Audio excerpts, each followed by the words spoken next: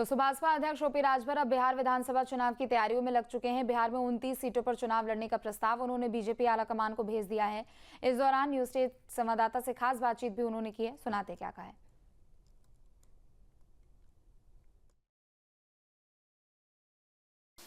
हमारे साथ ओम प्रकाश राजभर जी हैं। उत्तर प्रदेश में माहौल बनाने के बाद अब बिहार में बवाल मचा रहे हैं। आप बड़ी बड़ी रैलियां कर रहे हैं, बहुत सारे लोगों को जोड़ रहे हैं। बिहार चुनाव में कितनी सीटें मिल रही हैं आपको चुनाव लड़ने के लिए गठबंधन से?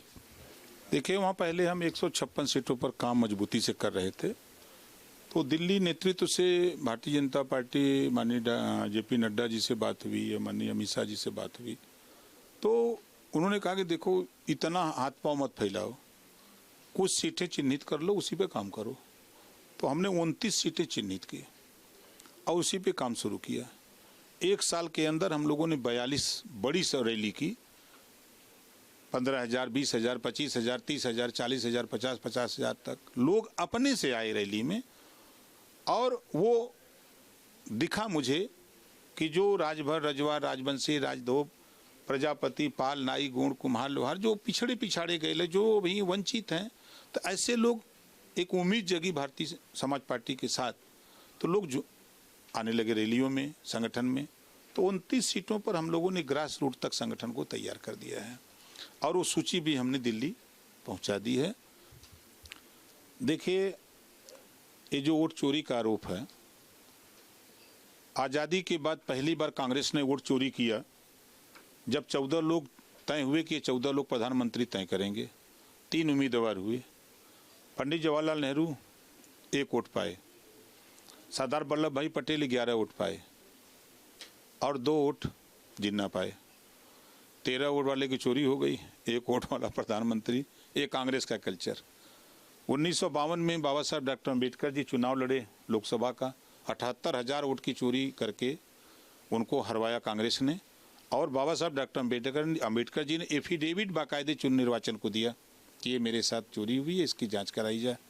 वो कांग्रेस ने पेंडिंग में डाल दिया। हमारे बनारस में कांग्रेस के प्रत्याशी को वोट लोगों ने नहीं दिया, तो रात को मतपेटी ले जाकर गंगा जी में डलवा दिया। मछुआरे जब जाल डाले कुछ दिन के बाद मछली पकड़ने के लिए, तो उस जाल में मछली की जगह मतपेटी आने लगी। रामपुर की घटना उसी तरह की थी। जीते हुए कैंडिडेट को कांग्रेस ने हरवा दिया। यूपी के सीएम को कहा कि तुम्हें सीएम रहना है तो उसको बुलाओ।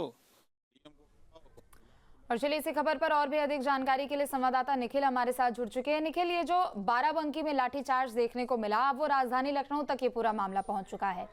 एक तरफ पूरे मामले को लेकर कार्रवाई हो रही है, लेकिन दूसरी तरफ ओपी राजभर ने जो बयान दिया था और जो आरोप भी एबीवीपी ने लगाया, उसे लेकर अब लीगल नोटिस थमा दिया गया है।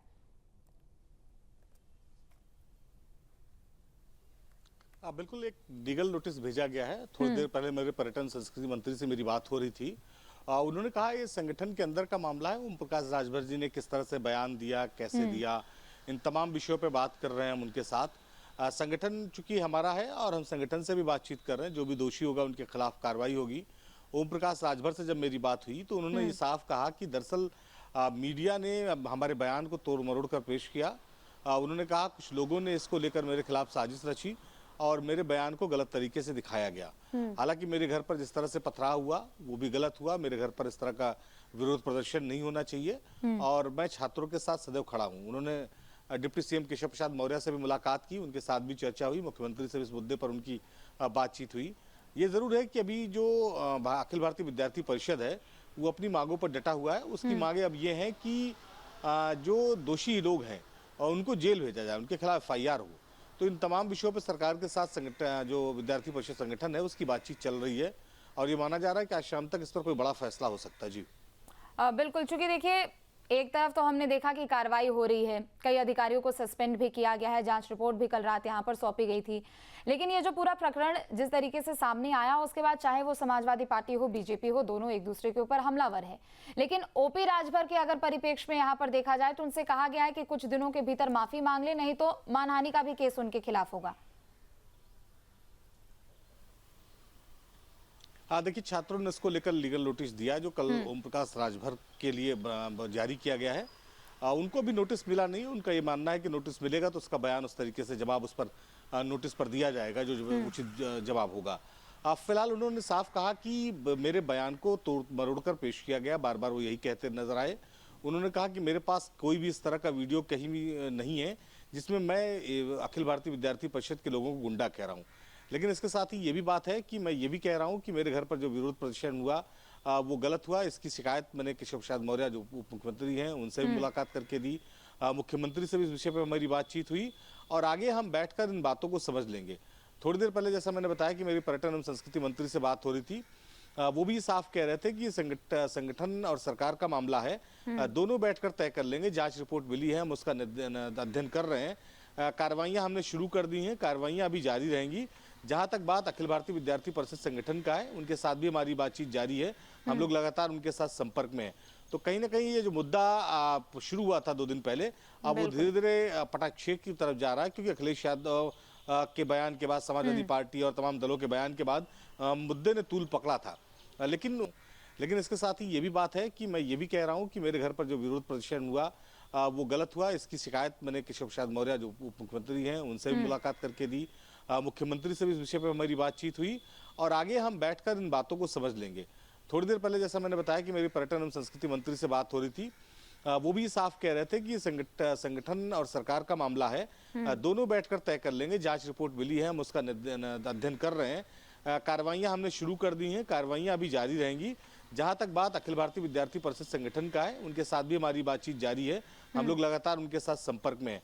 तो कहीं ना कहीं ये जो मुद्दा शुरू हुआ था 2 दिन पहले, अब वो धीरे धीरे पटाक्षेप की तरफ जा रहा है, क्योंकि अखिलेश यादव के बयान के बाद, समाजवादी पार्टी और तमाम दलों के बयान के बाद मुद्दे ने तूल पकड़ा था। लेकिन ओम प्रकाश राजभर ने इस बयान से अपना किराना कर लिया है। उन्होंने कहा कि साफ कि मेरे बयान को तोड़ मरोड़ कर पेश किया जा रहा है। दूसरी तरफ भारतीय जनता पार्टी भी इसे इंटरनल मामला मानकर इस पर बहुत तूल देना नहीं चाहती। लेकिन छात्रों का रुख अभी थोड़ा सा इस बात को लेकर सख्त बना हुआ। जी बिल्कुल, चूंकि छात्रों की ओर से जो मांग की गई थी वो तो अपने मांग पर अड़े हुए हैं, लेकिन बाराबंकी में 1 तारीख को जैसे ही ये पूरा मामला सामने आया, रात के वक्त जब हो हंगामा हुआ, लाठीचार्ज उनके ऊपर किया गया, तो कहीं ना कहीं जांच हो रही है, लेकिन ये जो पूरा मामला है वो अब ओपी राजभर की तरफ शिफ्ट हो चुका है।